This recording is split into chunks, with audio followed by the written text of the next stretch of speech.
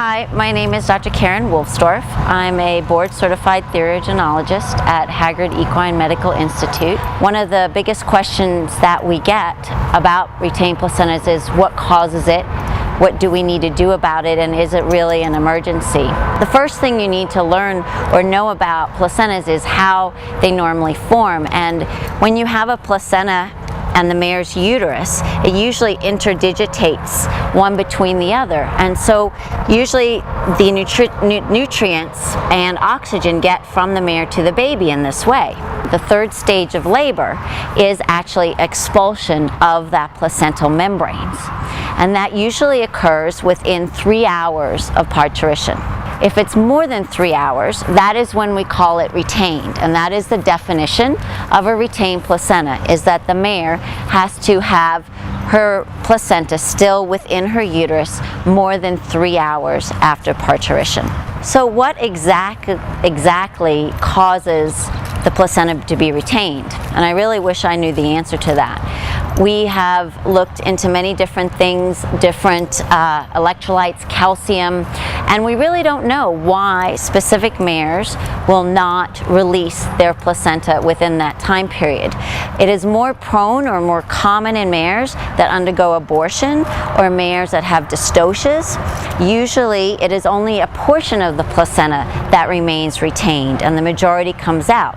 So what can we do about this? Well, the important thing that we need to realize is that with the placenta in there, it's a great environment for bacteria to grow, and it gives you a direct communication to the mare. And so what happens when that placenta is retained is that the bacteria start to grow exponentially. And these bacteria can then invade the mare's circulation, and she can become toxic. And what this is called, it's called metritis, which is infection in the uterus from the placenta, which have the bacteria cross into the mare's bloodstream, causing septicemia, and then that can lead to laminitis. It's technically not an emergency, but it certainly needs to be addressed once we realize that a retained placenta is there. Sometimes if you just have a small piece of placenta and it's not evident externally through the vulva, you may not know that it's there, and she may get fevers, she may become uncomfortable, and so these are all things that we need to monitor in a post-foaling mare.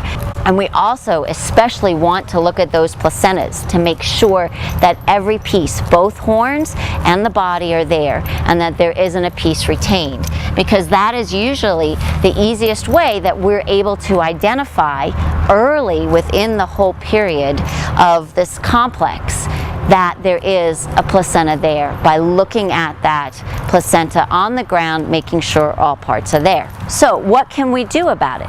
Well, we talked about making sure that the bacteria don't get a chance to grow in there and don't get a chance to invade the body. We can flush the mare's uterus, we can clean out all of the bacteria, all of the toxins, and we also want to put them on broad-spectrum antibiotics and preventative measures for laminitis and any other signs of endotoxemia that may occur. It's important to call your veterinarian early and to make sure that it is addressed and not forgotten about for 12 hours. They will become ill very quickly, and it's important for their longevity as well as their fertility that it is addressed early.